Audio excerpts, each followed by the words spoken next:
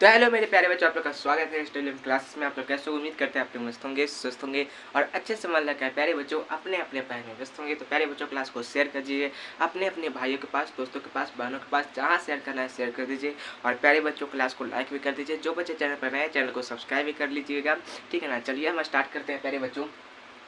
परावर्तन का नियम आज हम पढ़ेंगे, जो कि क्लास 10 के लिए बहुत ज़्यादा इंपॉर्टेंट है, ठीक है ना। तो चलिए स्टार्ट करते हैं। देखिए, जब भी पूछेगा बाबू परावर्तन का नियम कि प्रकाश का परावर्तन का कितने नियम होता है, तो आपको जवाब क्या देना है, सर जो प्रकाश के परावर्तन का नियम होता है ना, वो 2 नियम होता है, ठीक है ना। प्रकाश के परावर्तन का 2 नियम होता है। हम पिछले क्लास में पढ़े थे प्रकाश के परावर्तन के बारे में। आखिर प्रकाश का परावर्तन है क्या, तो हम बताए थे कि जब कोई प्रकाश, ठीक है, जब प्रकाश किसी सतह पर पड़ती है, जब प्रकाश किसी सतह पर पड़ती है तो वह वापस लौट जाती है। इसी घटना को हम प्रकाश का परावर्तन कहते हैं, ठीक है।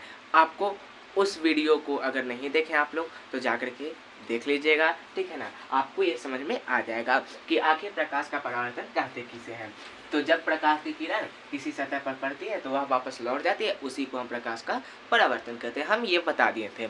आज हम चर्चा करने जा रहे हैं परावर्तन के नियम पे, ठीक है, कि आखिर प्रकाश के परावर्तन के कितने नियम होते हैं। तो आपको ध्यान में रखना है, जो प्रकाश के परावर्तन के नियम होते हैं वो 2 होते हैं। कितने नियम होते हैं?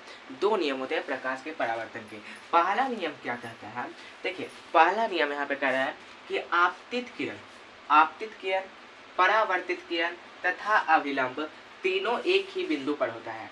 आपतित किरण, परावर्तित किरण और अभिलंब तीनों कहाँ होता है? एक ही बिंदु पर होता है। देखिए यहाँ पर आप लोग देख सकते हैं इस फिगर में। देखिए ये जो आने वाला किरण है, किसी सतह पर पड़ने वाली किरण को ही हम आपतित किरण कहते हैं। तो आने वाला किरण, ठीक है, आपतित किरण।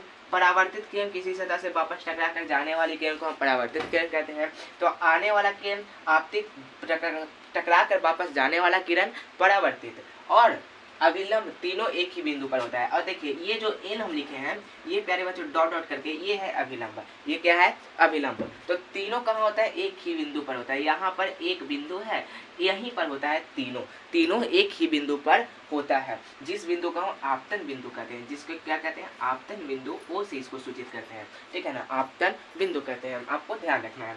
आपतित किरण, यहाँ पर आपतित किरण, परावर्तित किरण और अभिलंब तीनों एक ही बिंदु पर होता है। तीनों कहाँ होता है? एक ही बिंदु पर होता है। अब दूसरा देखते हैं हम। दूसरा कह रहा है आपतन कोण परावर्तन कोण के बराबर होता है, यानी कि एंगल आई जो है एंगल आर के बराबर होता है। आपतन कोण किसके बराबर होता है? परावर्तन कोण के। तो देखिए आपतन कोण क्या है, परावर्तन कोण क्या है, आप समझिए। यहाँ पर देखिए प्रकाश आया, आपतित किरण, ठीक है, वापस टकरा कर गिरा है, परावर्तित किरण, और यहाँ पर बीच में क्या है? अभिलंब है। यहाँ पर बीच में अभिलंब है, बीच में अभिलंब है, यहाँ पर बीच में अभिलंब है। तो देखिए यहाँ पर आने वाला किरण आपतित किरण और ये अभिलंब, तो आपतित किरण और अभिलंब के जो बीच में बना कोण होता है उसे हम कहते हैं आपतन कोण, जिसे हम एंगल आई से सूचित करते हैं। आपतित किरण और अभिलंब के बीच जो बना कोण होता है उसे हम आपतन कोण कहते हैं। फिर उसके बाद ये परावर्तित किरण और ये अभिलंब, तो परावर्तित किरण और अभिलंब के बीच बना कोण को हम परावर्तन कोण कहते हैं, जिसे हम एंगल आर से सूचित करते हैं। तो ये दोनों आपस में बराबर होता है, यानी कि हम कह सकते हैं एंगल आई जो है एंगल आर के बराबर होता है। तो दूसरा नियम भी आपको समझ में आ गया होगा, ठीक है। पहला नियम यही कहता है कि जो आपतित किरण है, परावर्तित किरण और जो अभिलंब है तीनों एक ही बिंदु पर होता है, यानी कि यहाँ एक ही बिंदु पर होता है, जिसे हम आपतन बिंदु कहते हैं। ओ से सूचित करते हैं आपतन बिंदु को, ठीक है। उसके बाद दूसरा कहता है आपतन कोण परावर्तन कोण के बराबर होता है। जो ये आपतन कोण है एंगल आई एंगल आर के बराबर होता है,